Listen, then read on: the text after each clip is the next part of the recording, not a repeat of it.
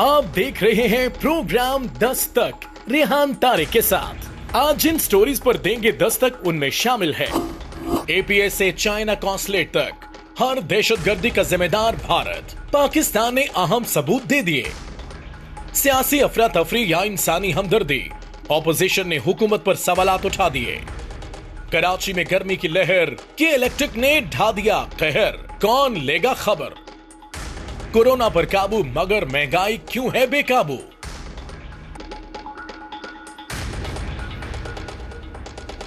अस्सलाम वालेकुम, मैं हूं रेहान तारिक और आप देख रहे हैं दस्तक। भारत का जंगी जुनून इस वक्त सर चढ़कर बोल रहा है। यही वजह है कि किसी भी पड़ोसी के साथ नरेंद्र मोदी हुकूमत के ताल्लुकात बेहतर नहीं हो सके हैं।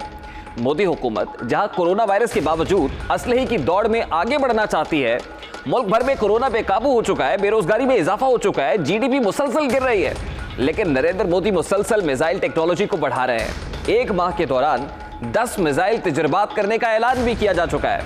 यही नहीं बल्कि नरेंद्र मोदी हुकूमत पड़ोसी और दुनिया के दीगर ममालिक बम धमाके करने, दहशतगर्दों को फंडिंग करने के मकरूर धंधे में भी मुलव्विस है। आज इस हवाले से पाकिस्तान ने भारत के दहशतगर्दी में मुलव्विस होने के नए सबूत पेश कर दिए हैं। आज वज़ीर-ए-आज़म के मुआविन खुसूसी डॉक्टर मोईद यूसुफ ने भारतीय टीवी को इंटरव्यू दिया है और इस इंटरव्यू में जहां उन्होंने पाक भारत बामकसद मुज़ाकरात के अज़्म का इजहार किया है, वही अहम वाक़यात में भारत के मुलव्विस होने के सबूत भी दे डाले हैं। इस हवाले से उनका कहना था कि पाकिस्तान के पास भारत के दहशतगर्दों को माली इमदाद फराहम करने के सबूत मौजूद हैं। मोईद यूसुफ क्या कह रहे थे, सबसे पहले उसकी एक झलक आपको दिखाते हैं। The Army Public School attack 2014, Malik Faridoon, who masterminded this attack from Jalalabad, was in touch with handlers at the Indian consulate as Pakistan's children, 144 children were being massacred in broad daylight. We have records of 8 phone calls, we have records of phone numbers, we have records of handlers who orchestrated this entire thing sitting in a third country. The BNA commander who orchestrated the Chinese consulate attack, third country consulate mind you, in Karachi, Aslam Achu, was in touch directly working with his raw handlers.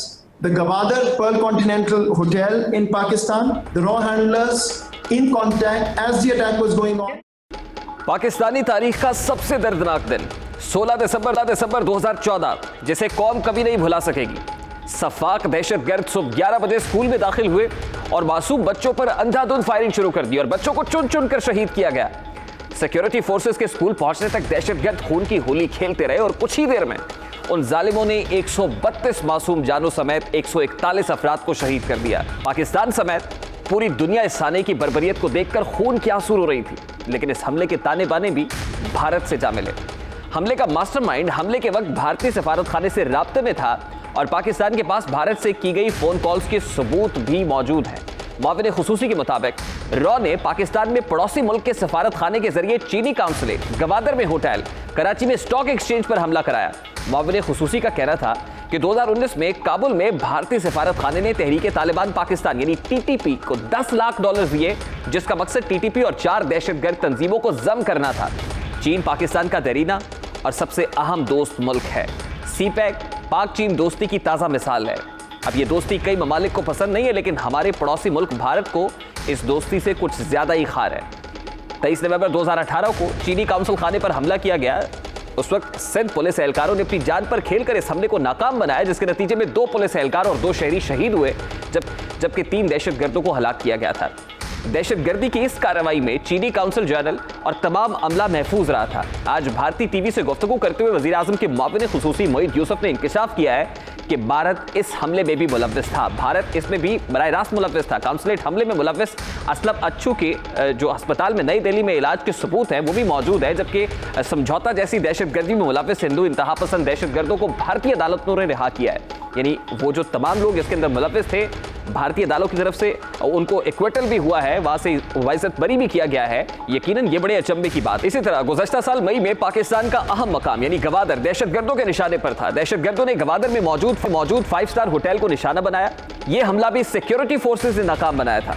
Doctor Moid Yusuf के मुताबिक इस हमले के ताने बाने भी भारत से मिलते हैं। वज़ीर-ए-आज़म इमरान खान के मुआविन खुसूसी बराए कौमी सलामती डॉक्टर मोईद यूसुफ ने मसला कश्मीर पर बाबानी मुज़ाकरात के लिए शराइत रख दी हैं। उन्होंने कहा है कि अगर मकबूजा कश्मीर पर बाबानी मुज़ाकरात के लिए भारत संजीदा है तो फिर नई दिल्ली को पहले मकबूजा कश्मीर के तमाम सियासी कैदियों की फौरी तौर पर रिहाई करना होगी और गैर इंसानी फौजी मुहासरे को खत्म करना होगा। मोहित यूसुफ ने यह भी मुतालबा किया है कि भारत मकबूजा कश्मीर में आबादी के तनासुब की तब्दीली से मुताल्लिक लागू कानून को मनसूख करे और उधर इंसानी हुकूक की खिलाफ वर्जियों को रोके। पाकिस्तान को माजी में दहशतगर्दी का सामना रहा है। पाकिस्तानी बाजार, मसाजिद, तालीमी इदारे, चर्चेज और पार्क समेत कई जगहों पर दहशतगर्दी की कार्रवाइयां की गई हैं।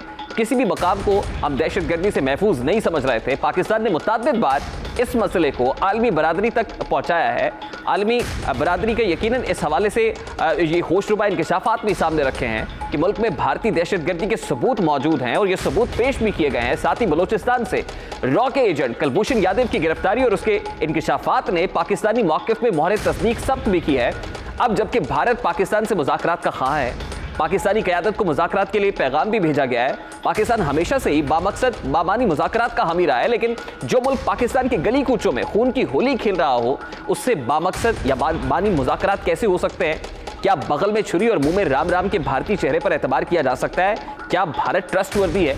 सवाल तो यह भी जन्म लेता है कि अब जबकि भारत का असल चेहरा पूरी दुनिया के सामने बेनकाब हो चुका है तो क्या पाकिस्तानी क़यादत आलमी बरादरी के जरिए भारत पर दबाव बढ़ा? पाकिस्तान के पास इस वक्त क्या ऑप्शन मौजूद है, इस मामले पर बात करेंगे। इस वक्त सीनियर तज्जियाकार शाहिद लतीफ़ साहब हमारे साथ मौजूद हैं। मार्शल रिटायर्ड शाहिद लतीफ़ साहब, बहुत बहुत शुक्रिया आपके कीमती वक्त के लिए। सर, वैसे तो पूरी कौम जानती है कि हमारे यहाँ होने वाली दहशतगर्दी में किसका हाथ मुलव्वस है, लेकिन किसी भी वक्त जो है वो दरोग गोई से काम नहीं लिया गया जिस तरह भारत लेता है। पाकिस्तान की तरफ से हमेशा तहम्मुल मिजाजी से काम लिया जाता रहा है। लेकिन अब अगर नेशनल सिक्योरिटी एडवाइजर मोहित यूसुफ साहब ये कह रहे हैं कि पाकिस्तान स्टॉक एक्सचेंज हमला हो या फिर वो चीनी काउंसिल खाने पर हमला हो, एपीएस का इतना बड़ा सानेहा हो, उसके अंदर भारत के मुलव्वस होने के हमारे पास यकीनन को सबूत मौजूद होंगे। आपको लगता है कोई इंटेलिजेंस होगी जिसकी बुनियाद पर अब मोहित यूसुफ साहब ये कह रहे हैं कि इस पे भारत मुलव्वस था?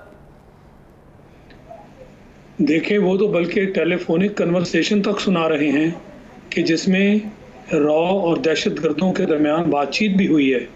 इसमें कोई दो राय नहीं कि हमारे पास वाज़ेह सबूत हैं, मगर इसी तरह के सबूत पिछली हुकूमत में भी हमने एक पूरा फोल्डर भर के यूएनओ को भेजा था। उन सबूतों के बारे में कोई एक्शन नहीं लिया गया। उसकी वजह यह है कि भारत की तरफ लोग ज़्यादा माइल हैं, क्योंकि भारत अंदर से एक मजबूत मुल्क है। तो नतीजा ये निकला कि आपको ख़ुद मजबूत होना चाहिए अगर वाकई आप चाहते हैं कि दुनिया की तवज्जो आपकी तरफ हो, और उस मजबूती की तरफ हम कदम नहीं बढ़ा रहे। पाकिस्तान अंदरून खाना भी कमज़ोर मुल्क है, हमारी अपनी जो सियासत है और उसमें हमारे जो एक दूसरे के साथ लड़ाई मार कुटाई है, पार्लियामेंट को इसी काम के लिए इस्तेमाल किया जाता है। तो दुनिया में आपकी इसलिए इज्जत नहीं है। लिहाजा मैं समझता हूँ कि सबूत आपके पास बड़े अरसे से मौजूद हैं और सबूत आप फराहम भी कर रहे हैं, मगर उस पर दुनिया एक्शन लेने को तैयार नहीं। सर देखिए, हाल ही में अमेरिकी जरीदे फॉरेन पॉलिसी ने क्या लिखा, उसमें बताया गया कि किस तरह भारत जो है वो फैशिस्ट नजरिए को फॉलो कर रहा है और भारत का मकरू चेहरा जो है वो दुनिया के सामने बेनकाब भी किया है। उसके साथ साथ अभी मालूमात ये बता रही हैं कि जो मिसाइल टेक्नोलॉजी है उसके तजर्बात भी भारत कर रहा है। फिर कुछ ब्रिजेस तामीर किए जा रहे हैं ताकि एक्सेस टू बॉर्डर आसान हो सके। वो लद्दाख का मामला हो जहां पर चाइना के साथ फेस ऑफ हो रहा है, इसी तरह पाकिस्तान के करीब बॉर्डर एक्सेस को बेहतर करने के लिए फौजियों की वहां पर नकलो हरकत के लिए जो है वो ब्रिजेस तामीर किए जा रहे हैं। यानी ऐसे वक्त में जब कोरोना क्राइसिस चल रहा है, भारत की अपनी मईशत जो है वो खतरनाक हद तक पहुंच चुकी है, लोग बेरोजगार हो रहे हैं, भूख के डेरे हैं, ऐसे में भारत अपना एडवेंचर कर रहा है। तो आपको नहीं लगता कि इंटरनेशनल बॉडीज, इंटरनेशनल फोरम जो है वो कौन सा ऐसा हो सकता है कि जहां पर हमें इस मुकदमे को उठाना चाहिए? देखिए, क्या अमेरिका ने पहले नहीं कहा था कि कश्मीर के मामले में वो भारत और पाकिस्तान के दरमियान सालसी करने को तैयार है? तो उस पर इनकार किसने किया था? भारत ने इनकार किया था ना। यानी भारत जो है, जो मसाइल हैं, जो अक़वाम मुत्तहिदा की जिनके ऊपर करारदादें हैं, उनको भी वो एक तरफ करके अपनी मनमानी कर रहा है। तो इसके ऊपर अगर दुनिया नहीं इन चीज़ों को देखती तो फिर इससे क्या कंक्लूड किया जाए कि दुनिया के उसके साथ मफादात हैं और उन मफादात को देखते हुए वो भारत के साथ कोई नाराज़गी मूल नहीं लेना चाहते। तो इससे साबित ये हुआ कि पाकिस्तान अपना जो मामला है उसको बिल्कुल लेकर जाए। इसका ये मतलब नहीं कि हम अपनी लॉबिंग बंद कर दें। पाकिस्तान ये मामला इसको उठाना चाहिए, जो हमारे पास सबूत हैं, जो दुनिया की एम्बेसीज हमारे मुल्क में हैं, उनको बुला के वो उन सबूतों के साथ ब्रीफिंग देनी चाहिए। और हमारी एम्बेसीज दुनिया भर में हैं, उधर भी ये सारा एक मजबूत केस बनाकर भेजना चाहिए। लेकिन शायद साहब आपको याद होगा सर कि पुलवामा हमला हो या फिर बालाकोट का मामला हो, डीजीआईएसपीआर की तरफ से उस वक्त वाज़ेह अल्फाज में कहा गया था कि भारत एक्शनेबल इंटेलिजेंस शेयर करे, हम उस एक्शनेबल इंटेलिजेंस के तहत कार्रवाई करेंगे। अब इस वक्त जो इंटेलिजेंस हम दे रहे हैं, जैसे कि आप ही ने कहा कि नेशनल सिक्योरिटी एडवाइजर तो टेलीफोनिक कॉन्वर्सेशन भी सुना रहे हैं, वो एक्शनेबल इंटेलिजेंस मौजूद है, लेकिन इस पर कार्रवाई क्या भारत करने को तैयार होगा? क्या आपको नहीं लगता कि इस पर इन्वेस्टिगेट करना चाहिए है, इंटेरोगेट करना चाहिए, वो लोग जो इसके पीछे हैं उनको करार वाकई सजा देनी चाहिए, मंतकी अंजाम तक पहुंचना चाहिए उनको? हमने तो इस दहशतगर्दी की बड़ी भारी कीमत चुकाई है शाहिद लतीफ साहब।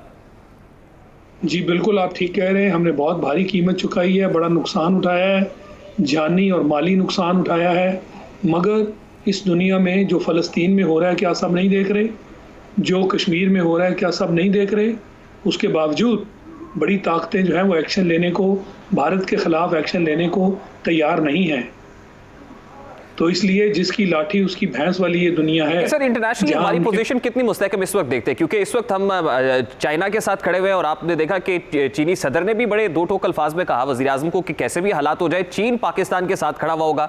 दूसरी तरफ इंटरनेशनली क्वाड्स तश्कील पा रहा है, जिसमें भारत भी है, जिसमें अमेरिका भी है, जिसमें ऑस्ट्रेलिया भी है, जिसमें जापान भी है। तो आपको लगता है कि चीन जैसी स्ट्रॉन्ग इकोनॉमी जो इस वक्त हमारे साथ खड़ी हुई है और हर मामले के अंदर हमारे साथ खड़े होने के लिए तैयार है, तो उसका हमारे साथ होना हमें किस हद तक तकवीयत दे सकता है और किस हद तक मददगार साबित हो सकता है? सर सिर्फ चीन हमारे साथ नहीं है, दुनिया की एक बहुत बड़ी कुव्वत दूसरी जो रूस है वो भी इस खित्ते में है, वो भी चीन की वजह से हमारे साथ देने को तैयार है। इसमें हमारी फॉरेन पॉलिसी का दखल है।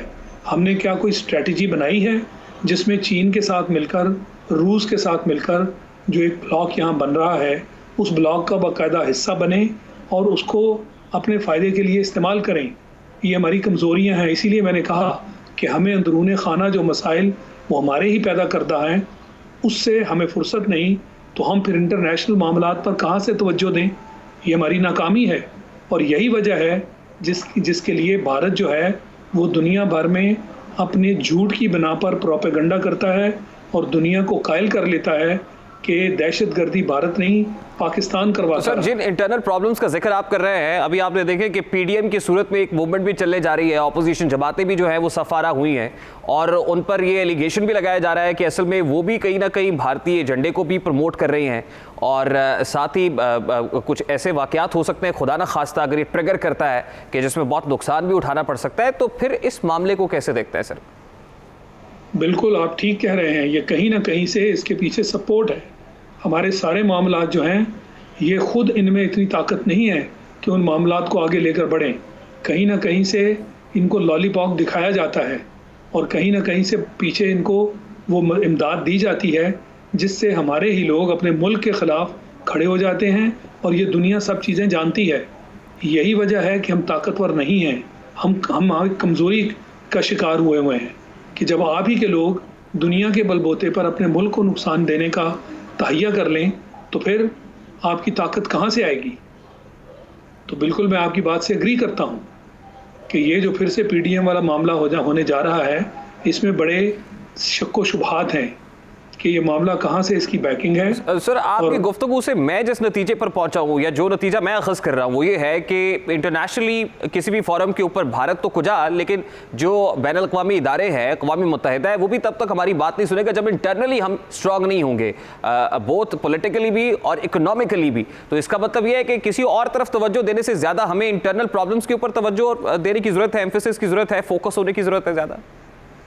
जी बिल्कुल आप ठीक कह रहे हैं, जो अंदरूनी मसाइल हैं वो बैरूनी अग्रेशन को जन्म देते हैं।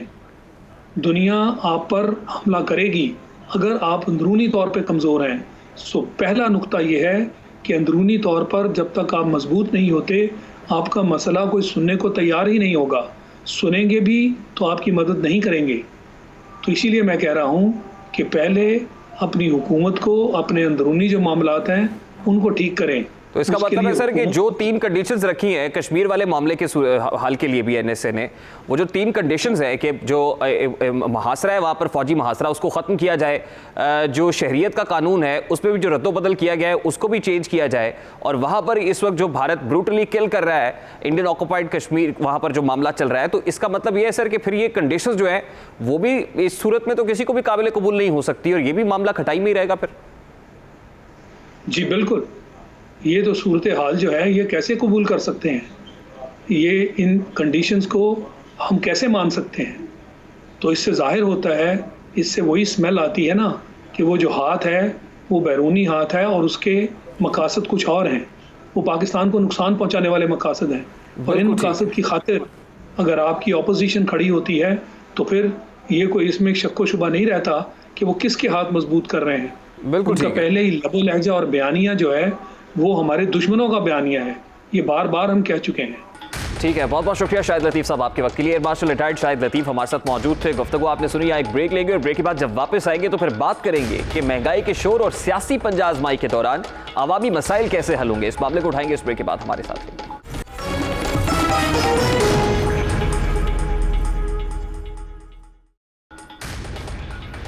Welcome back. मुल्क की सियासी उफक पर इस वक्त पीडीएम के जलसे का शोर है। 16 अक्टूबर को पीडीएम तमाम तरह ऑपोजिशन जमातें मिलकर गुजरावाला में पावर शो करने जा रही हैं। वहां पर ऑपोजिशन की तरफ से शिकवे शिकायतें भी सामने आ रही हैं, पकड़ धकड़ का शिकवा हो रहा है, कंटेनर्स लगाए जा रहे हैं, बैनर्स और फ्लैक्सेस उतारे जा रहे हैं। ऑपोजिशन के शिकवे और शिकायतों पर भी बात करेंगे, लेकिन उससे पहले एक अहम खबर यह है कि सारे गुजरपुरा ज्यादती केस का मरकजी मुलजिम आबिद, जिसे गुज़श्ता रोज गिरफ्तार किया गया था, अब उसके वालिद का बयान सामने आ गया है। 24 न्यूज से उन्होंने खुसूसी गुफ्तगू की है जिसमें यह बात सामने आई है कि आबिद को किस तरह गिरफ्तार किया गया है। मुलजिम आबिद के वालिद अकबर के मुताबिक आबिद ने वाक़े के 1 माह बाद राब्ता किया। वालिद की तरफ से उसे कहा गया कि पूरा खानदान गिरफ्तार है, इसलिए वापस आ जाओ।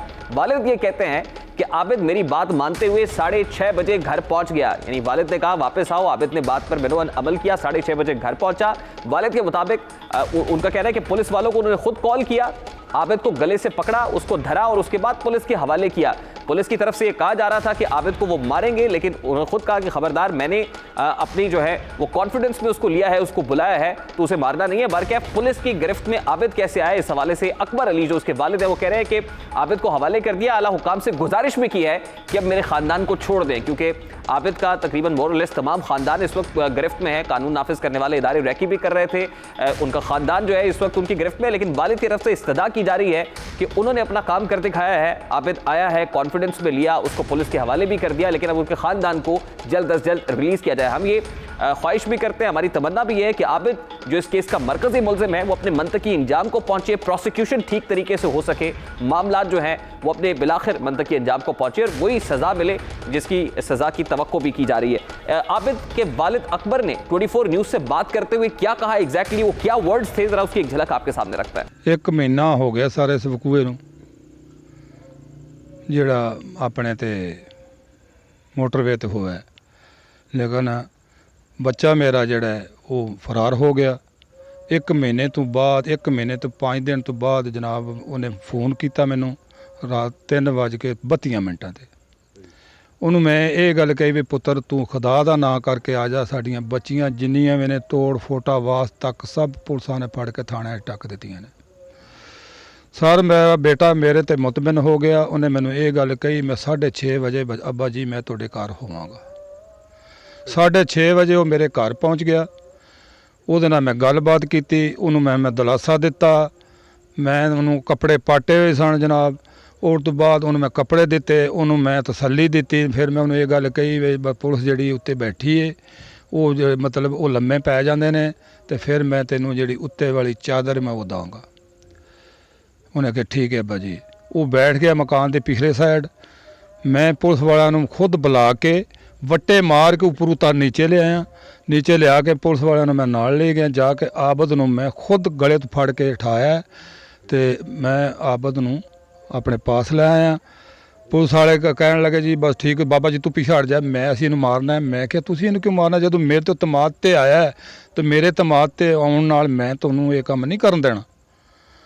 दूसरी सर रिक्वेस्ट ये वे और तो बाद अंदर लैन दा पुलिस भी जी वो सारी अंदर आ गई घर मकान में। खालिद भट्ट को फ़ोन किया है, खालिद भट्ट आ गया, मैं उसको जड़ा खालिद भट्ट के हवाले कर दिया।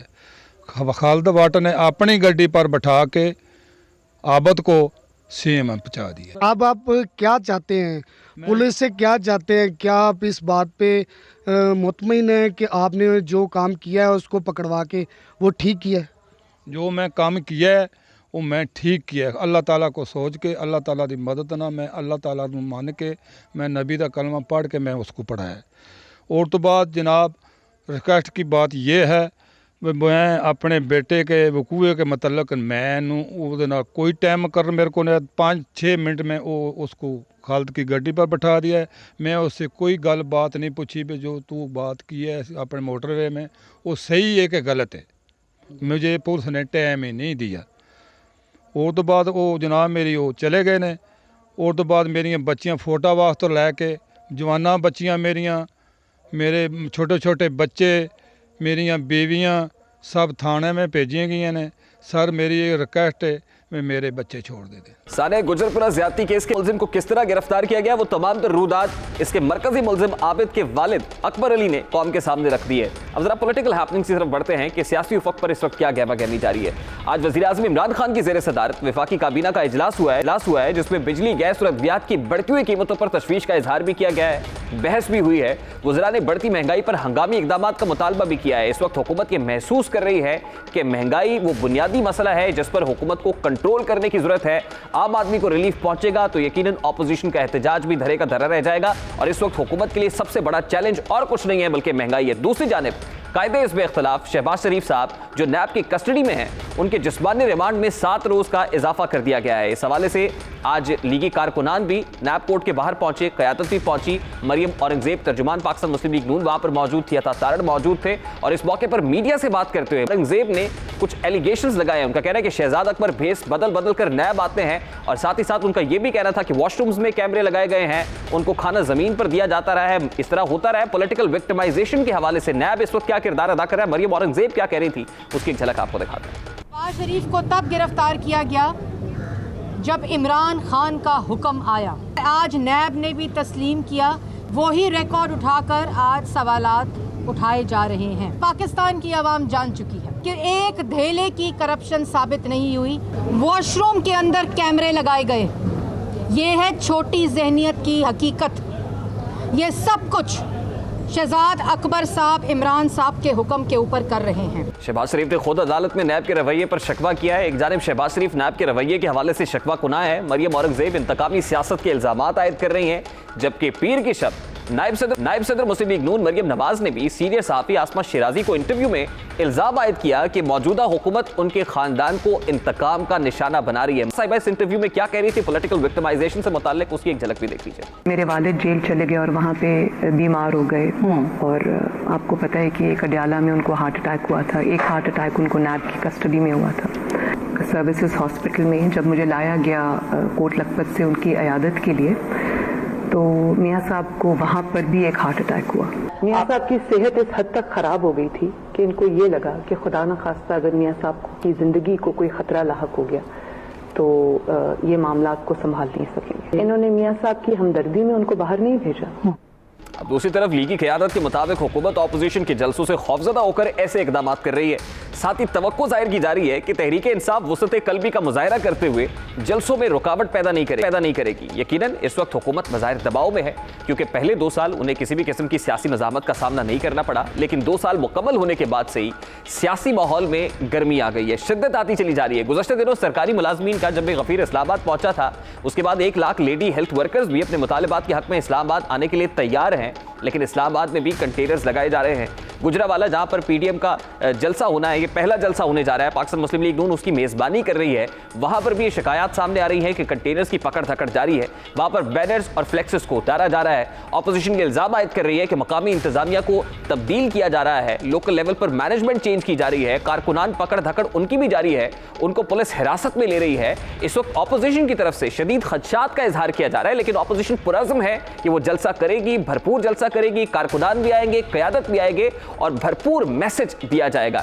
इस वक्त क्या शिकायतें हैं, क्या शिकवे हैं ऑपोजिशन और तैयारियां कैसी, इस पर बात करेंगे। पाकिस्तान मुस्लिम लीग नून के सीनियर रहनुमा निसार अहमद चीमा, जिनका ताल्लुक गुजरावाला से है, वो हमारे साथ मौजूद है। बहुत बहुत शुक्रिया निसार अहमद चीमा साहब आपके वक्त के लिए। यू बीइंग होस्ट, क्योंकि आपका ताल्लुक भी जो है वो गुजरावाला से है और आपकी रिस्पॉन्सिबिलिटी भी है, आप कारकुनान को और मुकामी क़यादत को मोबिलाइज भी कर रहे हैं।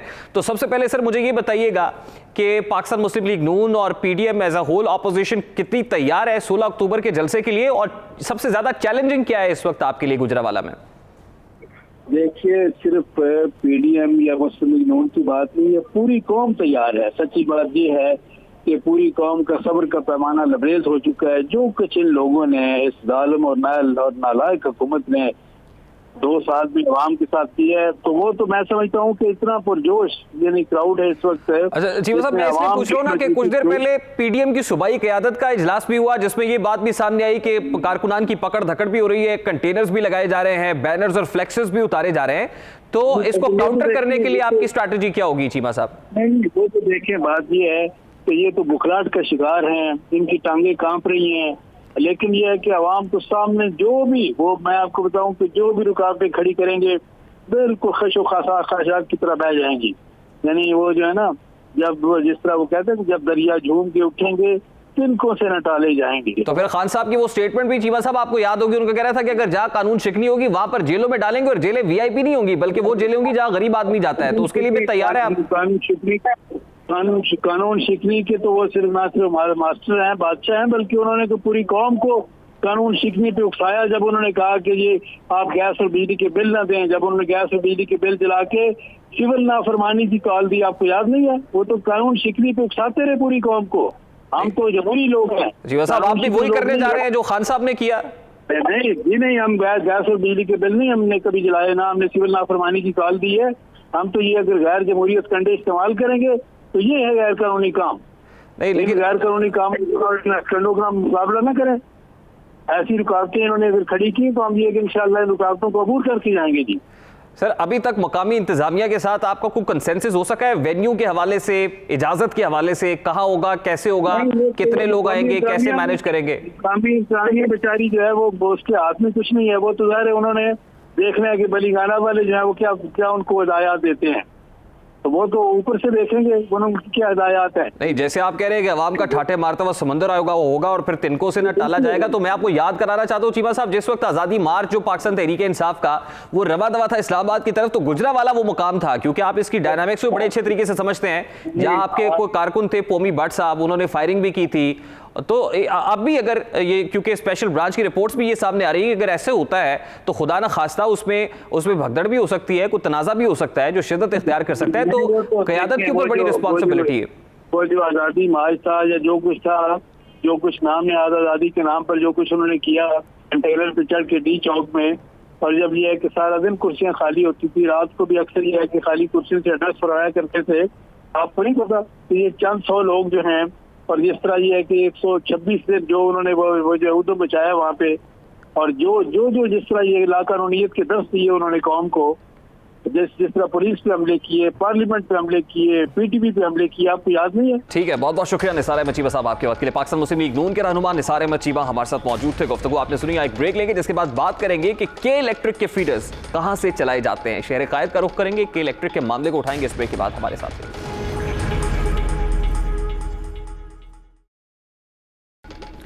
Welcome back. आज सुप्रीम कोर्ट में चीफ जस्टिस गुलजार अहमद की सरबराही में 3 रुकनी बेंच ने सिंध में गैर एलानिया लोड शेडिंग के खिलाफ असखुद नोटिस पर समाअत की है। इस दौरान अदालत में अटॉर्नी जनरल बराए Pakistan Khalid Javed Khan, MD K electric, Nepra और के इलेक्ट्रिक के वकला और दीगर लोग भी पेश हुए। इस दौरान बिजली की फराहमी से मुतालिक रिपोर्ट्स पेश की गई, जिसे मुस्तरद कर दिया गया। चीफ जस्टिस ऑफ पाकिस्तान गुलजार अहमद ने के इलेक्ट्रिक पर सख्त बरहमी का इजहार करते हुए रिमार्क्स दिए हैं कि के इलेक्ट्रिक के सरमायाकारों पर हमें तहफ़्फ़ुज़ात हैं। अखबारों में खबरें लगी हैं कि शर्मा वर्मा नाम के लोग शेयर होल्डर्स हैं। खबरों के मुताबिक कराची में बिजली की तकसीम मुंबई से कंट्रोल हो रही है। कराची में किसको कितनी बिजली मिलेगी, इसका कंट्रोल मुंबई से चलाया जा रहा है। यूं लगता है कि आखिर में इस कंपनी के ताने बाने मुंबई से निकलेंगे। समाअत के दौरान चीफ जस्टिस ने कहा कि इन रिपोर्ट्स में कुछ भी नहीं, कराची में बिजली का मसला जू का तू है। वफाकी हुकूमत और ना ही सूबाई हुकूमत कुछ कर रही है, फेडरेशन भी अपनी जिम्मेदारी पूरी नहीं कर रही। उन्होंने ये भी कहा कि जिसकी मर्जी है हुकूमती इदारों का इस्तेहसाल करे, कोई रोकने वाला नहीं। लोगों को हाईजैक किया हुआ है, हुकूमत में सलाहियत ही नहीं है, हुकूमती कमजोरी का सब इदारे फायदा उठा रहे हैं, दाएं और बाएं हर तरफ से हुकूमत का इस्तेहसाल किया जा रहा है। चीफ जस्टिस ने कहा कि के इलेक्ट्रिक वाले लोगों को हाईजैक करके मास्टर्स बन गए हैं। आज फिर बिजली की कीमत बढ़ा दी गई है। उन्होंने कहा कि खाकरूब के मुताबिक कराची और बलूचिस्तान में बिजली मुंबई से कंट्रोल होती है। आधा कराची रात को अंधेरे में डूबा हुआ होता है। रोज मुझे कॉल्स मैसेजेस आते हैं कि कराची में दिन में 3 मरतबा बिजली जा रही है। जब कंपनी मुंबई से कंट्रोल होगी तो फिर ऐसा ही होगा। चीफ जस्टिस ऑफ पाकिस्तान ने कहा कि सिर्फ के इलेक्ट्रिक नहीं, हुकूमत के हर इदारे का यही हाल है। यही सूरत हाल रही तो पूरे मुल्क में बिजली बंद हो जाएगी।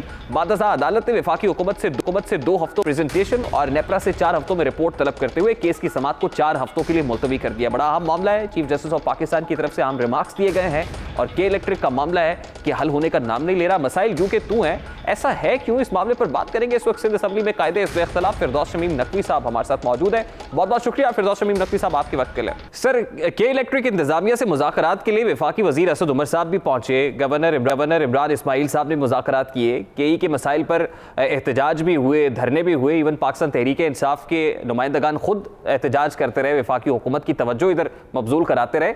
लेकिन क्या कहा जाए, उल्टी हो गई सब तदबीरें, कुछ ना दवा ने काम किया। ये मसाइल जू के तू क्यों है सर के इलेक्ट्रिक के?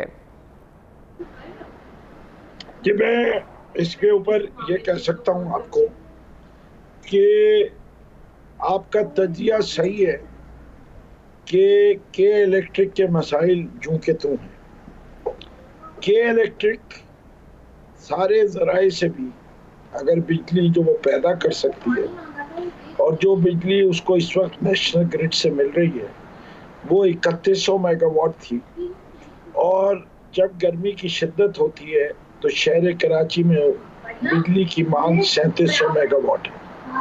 600 मेगावाट बिजली की शॉर्टेज है और ये 600 मेगावाट बिजली की शॉर्टेज उसी वक्त पूरी हो सकती है कि जो कि कई दफा 600 में से बढ़ के 800 भी चली जाती है। जी हाँ, और आज कोर्ट के अंदर 900 मेगावाट की बात भी हुई है। केई ने कहा है कि 900 मेगावाट चाहिए, नेपरा को लिखा भी गया है। जाहिर है नेपरा तकसीमकार है। आपको बता रहा हूँ, जो देखिए या तो आप केई का वर्जन ले लें या मेरा ले लें। मैं वो 3100 मेगावाट से ज्यादा बिजली ला नहीं सकते सिस्टम में। गैस के प्रेशर की कमी की वजह से वो इस वक्त 200 से 300 मेगावाट शॉर्ट है।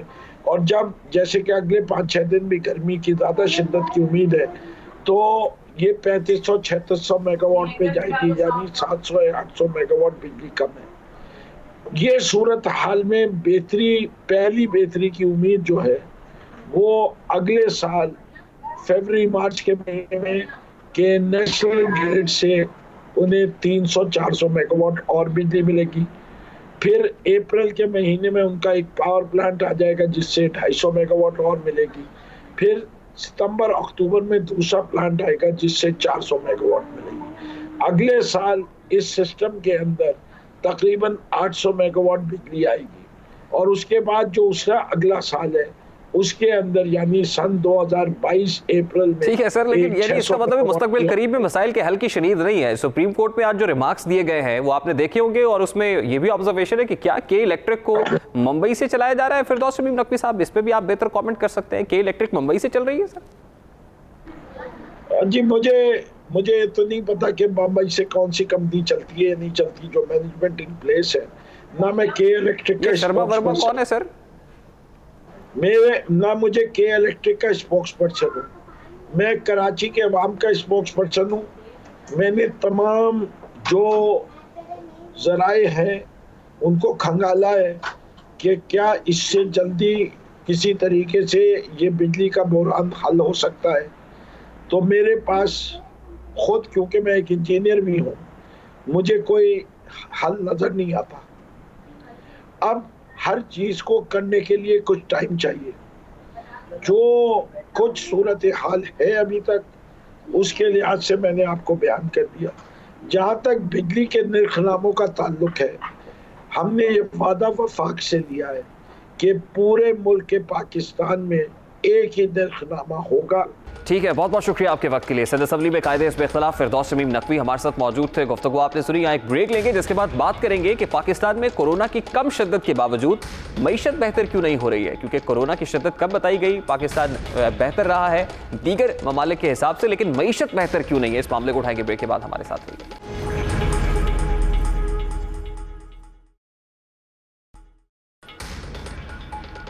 Welcome back. आज मीर रियासत वजीर आज़म इस्लामी जमहूरिया पाकिस्तान इमरान खान के दरबार में एक आम आदमी का मुकदमा लेकर हाजिर हुए हैं। मीर रियासत एक आम आदमी जिसे अल्फाज के गोरख धंधे, आदाद शुमार के हेर फेर और जज्बाती बयानात से कोई फ़र्क नहीं पड़ता। उस आम आदमी को सियासी उजारादारी और माशी आशारियों से भी कोई फ़र्क नहीं पड़ता है। मीर रियासत उस आम आदमी को सर छुपाने के लिए छत, तन ढांपने को लिबास और 2 वक्त की रोटी दरकार होती है। मीर रियासत उस आम आदमी को इन 3 चीज़ों के अलावा किसी चीज़ से कोई सरोकार नहीं है। मीर रियासत किसी भी हुकूमत की कारकर्दगी मापने के 3 पैमाने हैं, जिनमें पहला पैमाना ये है कि उसने जो वादे किए थे वो पूरे हुए हैं या फिर पूरे होना बाकी हैं। दूसरा पैमाना ये है कि माशी आशारिये क्या है, और तीसरा पैमाना बेरोज़गारी, अवामी मयार ज़िंदगी और महंगाई का अंदाज़ा लगाना है। मीर रियासत आपकी हुकूमत के क़याम को 2 साल से ज़ायद का अरसा बीत चुका है। इन 2 सालों में आपने 22 साल जदोजहद के दौरान किया कोई वादा पूरा नहीं किया है। बेशुमार यू टर्न्स हैं, मेरा ख्याल है कि उनको बताने का इस वक्त मौजूद नहीं है, लेकिन मीर रियासत आपकी हुकूमत के दौरान माशी आशारिये अबतरी की जानिब गामजन हुए हैं। इसी तरह बेरोज़गारी और महंगाई में भी इजाफा हुआ है। मीर रियासत आपकी हुकूमत के मुताबिक मुल्क की माशी सूरत हाल तो कोरोना वायरस के बायस ख़राब हुई है, लेकिन अब जब आपकी मौसर हिकमत अमली के बायस कोरोना वबा पर काबू पा लिया गया है तो मुल्क की मईशत क्यों बेहतर नहीं हो पा रही है? ये बड़ा बुनियादी सा सवाल है। खित्ते के दीगर ममालिक में कोरोना की शिद्दत तो पाकिस्तान से ज़्यादा थी, वहाँ पर ज़्यादा जानी नुकसान भी हुआ है, मगर उनकी GDP पाकिस्तान से कई दर्जे बेहतर है। वर्ल्ड बैंक की रिपोर्ट के मुताबिक जो प्रेडिक्टेड GDP है माली साल 2021 के लिए, GDP और अफराते ज़र के हवाले से खित्ते के गरीब ममालिक और पाकिस्तान का जायज़ा ज़रा आपके सामने रखते हैं। मीर रियासत इस वक्त अफगानिस्तान की GDP जो प्रेडिक्ट की जा रही है फाइनेंशियल ईयर 2021 में 2.50% होगी। बांग्लादेश की GDP 1.60% होगी, लेकिन मीर रियासत इस्लामी जमहूरिया पाकिस्तान की GDP वो 2.50 होगी। यानी वो ममालिक जहां कोरोना से ज्यादा नुकसान हुआ है, जो पीछे हैं, वो GDP में बेहतर दिखाई देगी। मीर रियासत आगे बढ़ते हैं, आपको बताते हैं कि भारत जिससे हर मैदान में हम आगे बढ़ने की कोशिश करते हैं, यहाँ पर महंगाई की शरह 3.50% है। अफगानिस्तान में 3.8% है। इसी तरह बांग्लादेश में महंगाई की शरह 5.5% है, जबकि मीर रियासत आम आदमी के पाकिस्तान में रियासत मदीना में महंगाई की शरह 12% से भी तजावुज़ कर चुकी है।